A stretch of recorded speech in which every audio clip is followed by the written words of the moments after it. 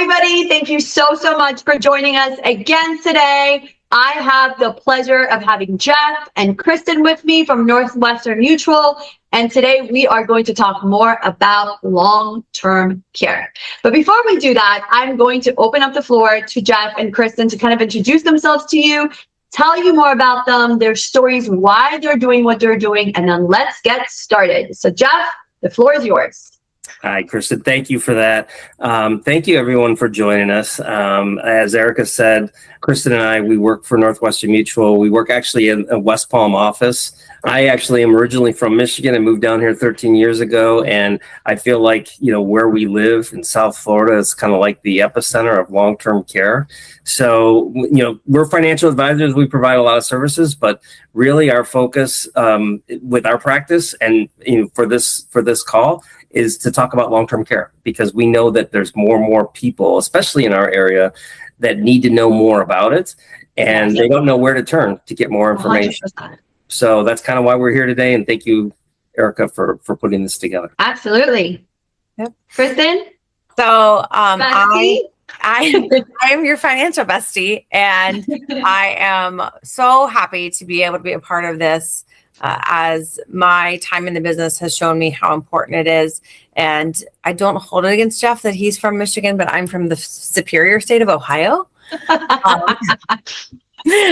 But we are actually playing each other during this taping right now. And we're going to win, clearly. But rivalries aside, Jeff and I work wonderfully together because our true passion and heart is being an advocate for the people that we come across every day, and really making sure that they understand a full financial picture, including long-term care and what that means for them. And, he has seen, and I have seen what happens to people who don't have this in place and don't know that it exists. And so we are just here hoping that we can spread the word on what people can do and what they can do before it's too late, and what options they have are out there. And we just want to be a resource. Love that. Okay, awesome. Thank you both so much for introducing yourself. I want to talk about that, right? Because you're right. People don't know. And this is a time to learn. This is a time to implement. And so today I want to talk about what that looks like, when to implement, how to implement, once you implement what that looks like, and then kind of go from there. So I'm going to ask you a series of questions. And if you guys just please share your experiences with us, share some personal experiences with your clients and what they're seeing and what they're noticing after implementing these things in place. So first thing I want to know is, what percentage of adults over 65 are predicted to need long-term care? Talk to us about that. Yeah, so that was actually the longtermcare.gov. They came out with these statistics, and they're predicting 70% of Americans over 65 are going to experience a long-term care event in their lifetime, right? At some point in time, of some degree. Some will be more severe than others. Some will be at more advanced ages than others. But we're even seeing more and more cases of early onset of dementia, Alzheimer's. So really, when you think about that, 70%, over 2/3, right?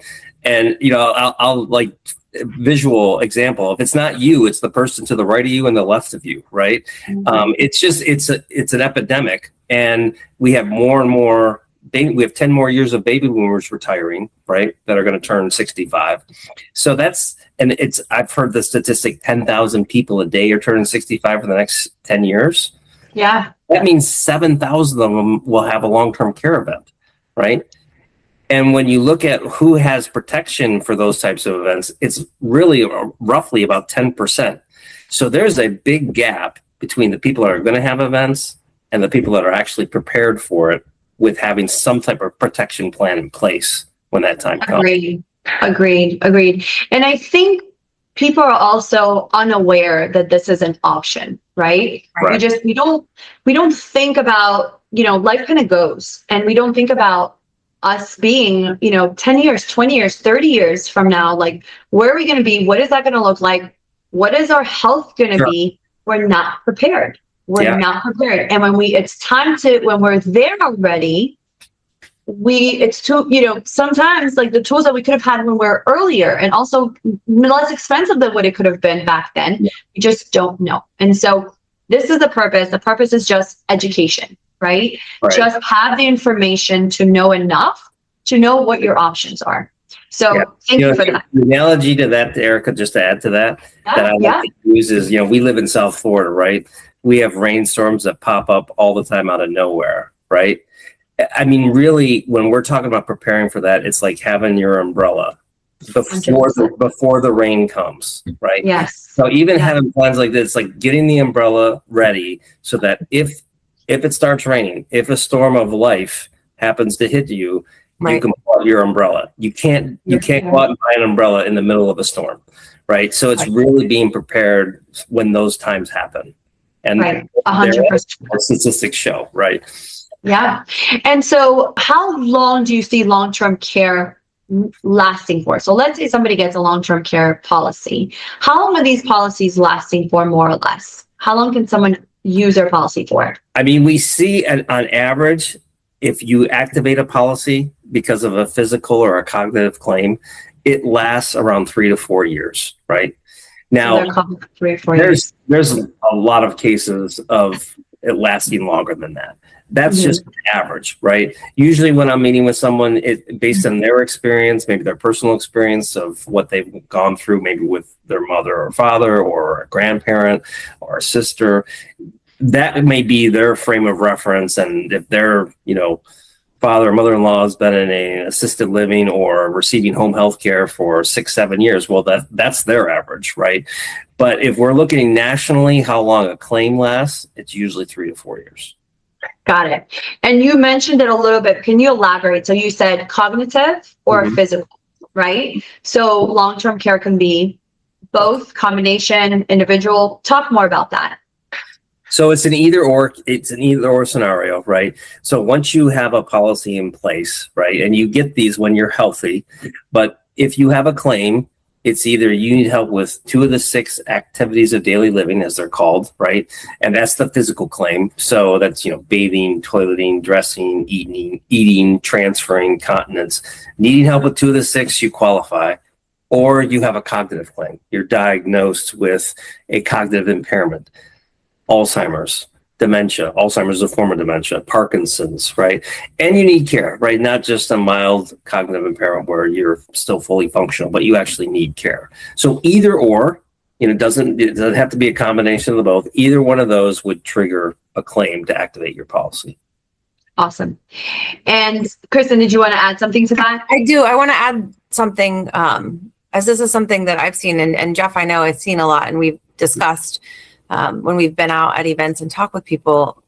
A lot of times people have these events and do not go on claim and do not start the process. And that's something that we see more and more, that we want to make people aware. If you have these benefits, utilize them.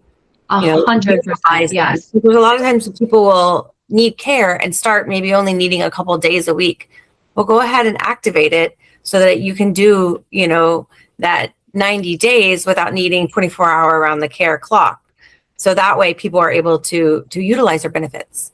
So I think they're holding on to them and not using them. And then they get to a situation where now it's too late and now they've not used them and they've spent all this time. So that's something too, where I think it's really important. We educate, hey, if you're either having a cognitive or those 2 of the 6 ADLs are not being met, use your policies. Yeah. 100%. Yeah. Even to add to that, Kristen, I mean, once you activate it too, because you're paying a monthly premium to keep this policy. That's exactly it. Once that's exactly what I was going to add. Your premiums are waived. So literally, even if you are not 100% using it, because let's just say you have family that's pitching in until you want to start using it, you still could stop paying for it and actually get it started, like that countdown for the elimination period started, and stop paying the monthly premium until you are at least ready to use it. Right. And then what Kristen was also mentioning was the elimination period. So there is an elimination period, and that could be anywhere from 30 to 120 days, sometimes more. And so what we want to make sure that we communicate is, if you're starting your elimination period when you really, really need that care, and it's all of a sudden 24-hour care, then that cost out of pocket is really, really, really expensive. Yeah. But if you're starting that elimination period, maybe when you need, you know, an hour, 2 hours, 3 hours, and then, you know, here you are, you know, at 120 days when you need more care, then now long-term care kicks in. Yeah. The other thing that I think people, you know, don't know is that depending on your policy, you have an allocated amount per day that you can use. So it could range. Some people, some of our clients have $166 per day, and some clients have $360 per day. And so depending on the policy that you choose and depending on the timing that you choose and your age, you have an allocated amount that you can use for long-term care for the day. But that allocated amount is hours of care. And you have the option to choose the care that you want based on those hours. And you don't have to compromise on that, on the quality of care that you're getting. So yes, thank you for mentioning that. Amazing. Okay. Can I say one thing, Erica, too? Yes, please. I mean, because I know we talked about elimination period and mentioned it, and I don't know if everybody on the call is familiar with that term because it is kind of unique to long-term care. But it's basically, and the analogy I like to use analogies, is it's like it's like a deductible period, right? Like when you think of insurance and you think of deductibles, right? Like for your health insurance or for your car insurance, you have a deductible, right? Where it's $1 amount and you basically you have to pay that deductible before your full benefits kick in, right? With long-term care, it's not $1 amount. It is a time-based deductible, right? So they want you to wait 12 weeks, 90 days. And there are some policies that are less than that, right? So it is something that can be customized within a policy, but it's basically a waiting period before your benefits kick in. And the idea behind that is that this is a long-term event. It's not short-term. You're not going to get better in 2 months, right? If it lasts longer than 3 months, then that's what this is for. You don't want to necessarily say, oh, you know, I broke my wrist. I can't eat or dress myself. I'm going to use my long-term care policy. Well, you're going to be better in 2 months, right? So it's not really designed for that. It's really for a long-term state of being. Yeah, great point. And I love that analogy as well. Yeah. You know, the other part to it is that, you know, I recently encountered a client that has a policy and the opposite. He's been paying private for such a long time, not utilized. You know, he knew that he had the long-term care, but didn't really know what to do and how to get there. And so we spent time going through that process with him to find out the long-term care insurance, call them, figure out the policy, figure out the amount allocated per day, figure out his elimination period of what we just talked about. The good thing is that we could use some of that time that he's already had care for the elimination period. The bad thing is that his elimination period was 120 days and he's had care for close to a year now. Wow. And so, he's a 24-hour client. And so that is so much money that he could have spent on that. And so, you know, like just know what you have, remember what you have, put it somewhere, you know, follow up to see what other options are available because things are changing all the time. Sure. And we'll talk about that. Maybe we'll segue into that as well. But find out what's there and make sure also that your loved ones are aware of what you do because, you know, God forbid, if something happens to you, at least someone's aware, oh, wait, we have these benefits in place. Right. So I think one thing that people assume, right, is, oh, wait, I have Medicare. Medicare will cover me. Yes. Let's talk more about that. Where does Medicare kind of fall into that with long-term care insurance? Yeah, so Medicare is basically health insurance that you've paid into the system while you've been working. And when you turn 65, you're eligible for Medicare and you have to enroll in Medicare, right? So government, you know, program, standardized benefits, it covers your health insurance. It covers your doctor's visits, your hospital stays, you know, ambulance, any copays of specialists, right? It covers those things. It does not cover long-term care. I mean, it does not cover assisted living. It does not cover home health care. Now, there is a provision within Medicare for the first 20 days of home health rehab. it is covered 100% by your Medicare plan, right?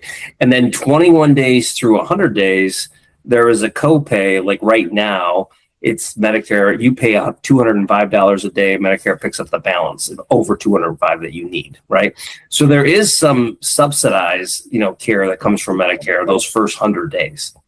Beyond that, it's out of pocket completely, right? So that's like, I even say like during that elimination period, your Medicare may actually be what you use, your health insurance for those first 90 days to satisfy the elimination period. And then you have your long-term care benefits with your insurance, your long-term care insurance kick in. Yeah, I'm going to add to that too. So Jeff, what you're speaking of is skilled, right? So that is all skilled. So your Medicare covers you in the hospital, in the recovery, and as Jeff mentioned, a few days after the fact, but it's skilled. So what do you do for the non-skilled stuff? What are you doing for your bathing, your dressing, your doctor appointments, like all the non-skilled things? That is where home care comes in. So Medicare covers you and some of that and some hours, but for your skilled care, not for your non-skilled. And so you still need long-term care, even in the process. And also because so Medicare will cover you for wound care. They may cover you for PT.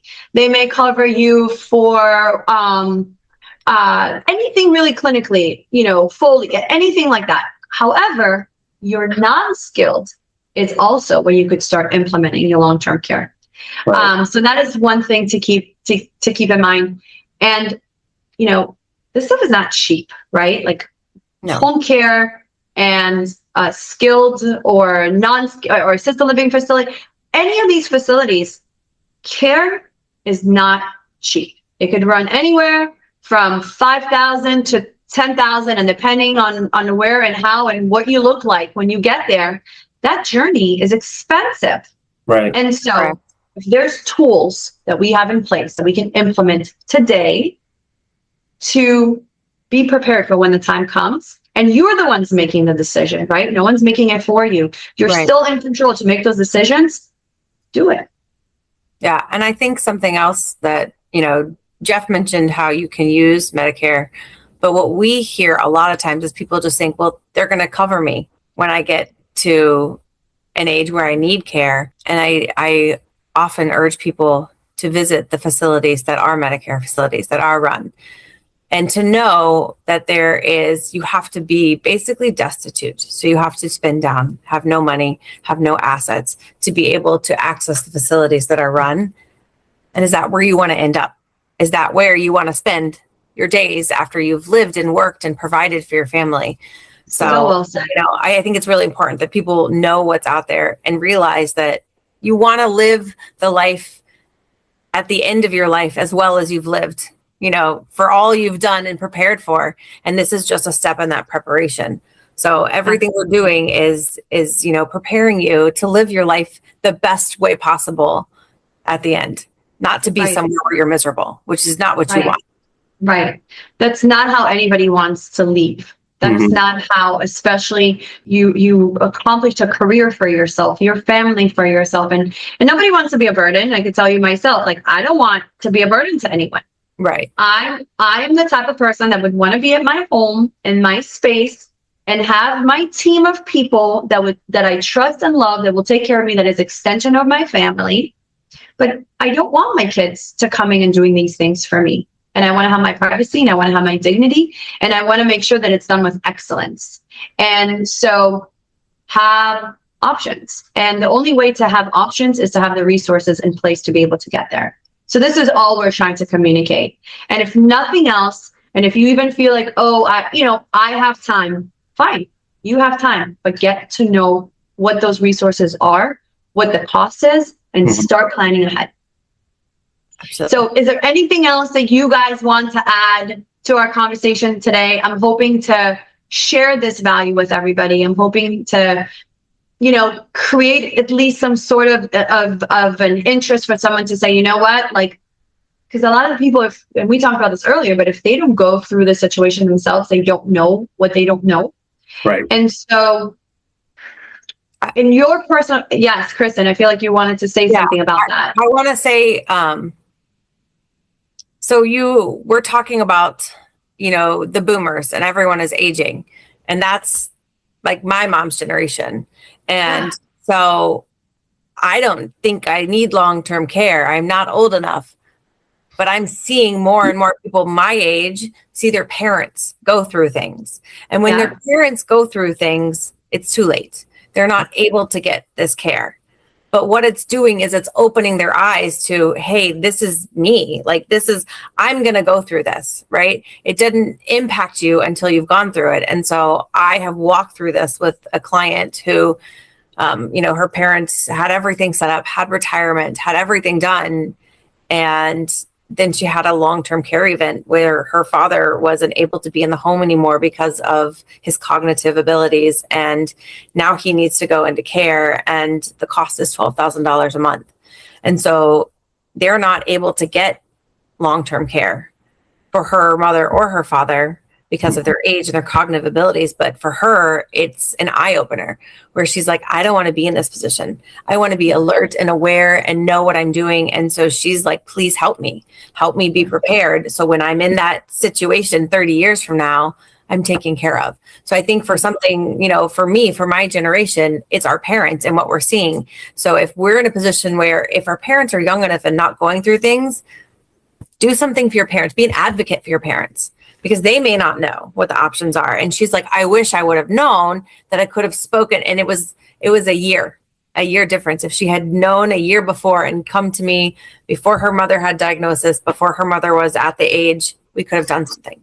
So advocate for your parents, because if they don't 100%. ask the questions, I know they're not the easiest things to do, but hey, mom and dad, I care about you. I just want to make sure that I know what your plans are so that I can implement them in the best way possible.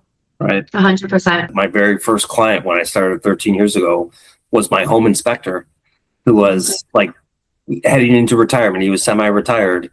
And I sat down with him, and Kristen, I sat down with him with 𝗍𝗃. It was like a joint work meeting with 𝗍𝗃, who was my field director. We met him at a Denny's in Boca. And he was like, he had everything done. Everything was in place, but he took the meeting because he was my inspector. So he was like, yeah, I'll sit down with you. I'll hear your spiel. And I showed him my list of services of everything we do, if there's anything we could help him. And he pointed to the long-term care. He says, tell me about this. And that opened up the discussion, right? So it turns out his father-in-law was in a memory care unit in Broward. Wow. And he was in there for 10 years. And he said he had $1 million in retirement. This is 13 years ago, right? Oof. And he said he blew right through it. Mm-hmm. And I remember when we came back and we showed him, how long-term care, like an insurance plan worked standalone. And we showed him $7,000 a month benefit. And he looked at it and he says, I like it. After we were done explaining it, I like what it looks. Can I get more? That's what he said. So we ended up showing him like a $9,000 a month benefit, because he was like looking, comparing what his father-in-law was paying, right? Or what they were paying for his father-in-law now. By you helping your loved ones, you're also helping yourself, right? Like, how many, we're all going through this or have been through this, but you have a family member that you need to take care of. And then you have your work, and then you have your kids, and then you're not sleeping and you're exhausted. And I just met with a family yesterday, a beautiful family, and they're exhausted. They are exhausted. And it's like, what do we do now? And the mom had, not to get too, in depth and personal, that's their story, but she had an experience to where she was exposed to long-term care. And she's like, oh, and it was like a fluke, and she implemented it. And now the mom is nonverbal, and they're able to get her care through our company, and she is going to be taken care of. Yeah. She's going to be taken care of completely without them having to spend any money out of their pocket. When I met them, they were exhausted. Exhausted. Right. And when you're exhausted, what you can give is less to everybody around you. And you can't be the kid, the grandkid, the husband, the wife. You're the caretaker. And so you lose that relationship, and you don't get to be, you don't get to see them at their best. right? You don't get to be frustrated. Exactly. You don't get to be the daughter. You don't get to be, you're supposed to be for that person. And so that is taken away from you. And so having resources in place allows you, gives you the flexibility to be with them at their journey the way that they would want you to. I think, the burden of this, I mean, it's an emotional burden, when something like this happens, this type of event. Yeah. It's an adjustment to the family dynamic, right? But like you guys are talking about, it's a financial burden as well, right? Absolutely. And it's having a plan in place is like a lifesaver, because now, even if you have family around you to help take care of you, they can't do everything. Right. And a lot of them, like if it's your kids, they're still working. They can't quit their job to take care of mom or dad that need 24-hour care. So even if they're involved, having a plan allows them to enlist aid. And like you said, have almost like a bucket tax-free of money that they can use as a resource to help pay for that care.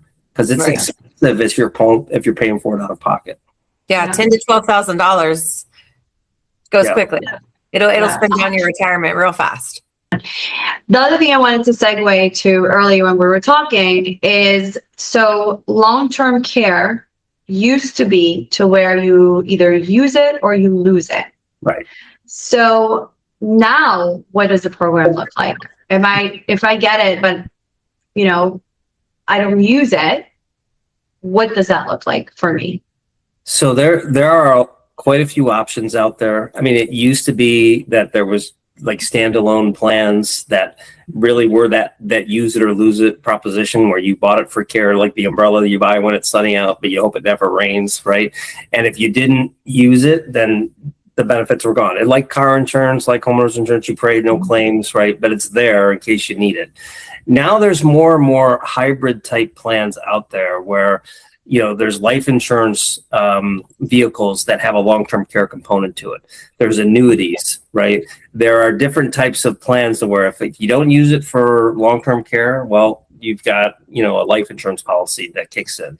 You have like an annuity that you can turn into an income stream if you don't need it for care. And there's beneficiaries to whatever you've paid into it. If you don't need it, your beneficiaries will get it. So you won't lose it altogether. There's actually more of those types of plans today than there were 10 years ago. And there's more of those than standalone plans anymore. That completely makes sense.